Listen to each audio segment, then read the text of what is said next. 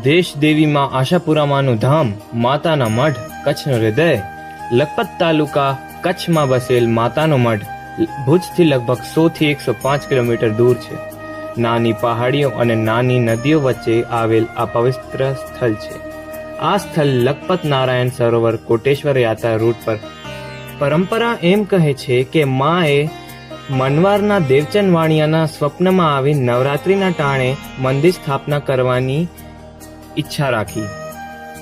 ગર્ભગૃહ 6 મહિના બંધ રાખવાની આજ્ઞા હતી, પણ એના પહેલા જ વાણિયાએ આ મંદિરને ખોલી નાખ્યું હતું, જેની કારણે આખી મૂર્તિ નહોતી પ્રકટ થઈ.